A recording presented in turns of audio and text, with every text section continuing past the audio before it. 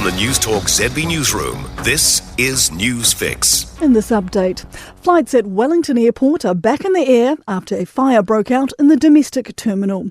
Travellers in the Southwest Pier and main terminal were evacuated at 7:15 last night, with smoke billowing across the runway. Air New Zealand Chief Operations Officer Kate Boyer says services will go ahead as planned today, and they're adding extra seats to accommodate customers whose flights were disrupted. A fire investigator is heading to the scene.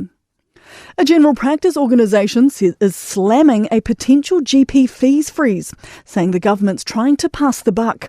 A proposed shake-up to Health New Zealand's funding system would see fees frozen for 12 months from July, with overall funding increases of 6%.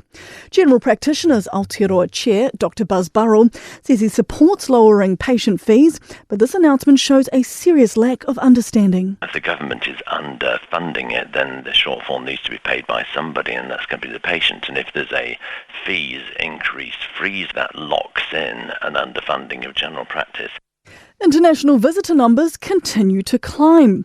Stats NZ data out today shows 288,000 international visitors came to New Zealand in April 2026, up 8% on the same period last year. It includes visitor numbers from China, surging past 32,000, up 52% compared to the same time last year. And just one major South Island ski field will be opening on time, following a warmer than expected start to winter. Coronet Peak is the first to open, following a successful fortnight running its new snowmaking factory on the Lerner slopes.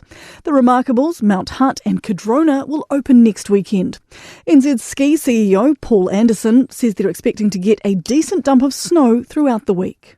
There's a couple of good systems coming through that are starting to trend to the southwest, which is fantastic for Queenstown. And then Mount Hutt gets the tail end of those. That's news.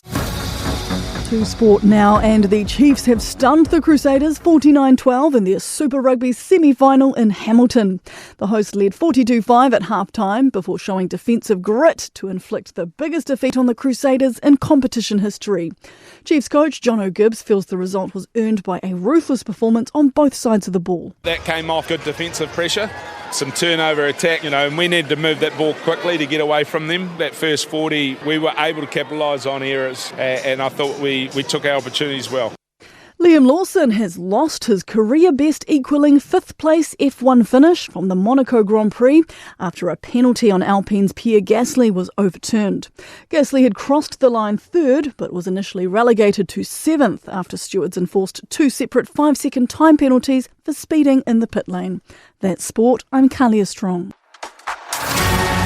For more news, listen to Newstalk ZB on the free iHeart app.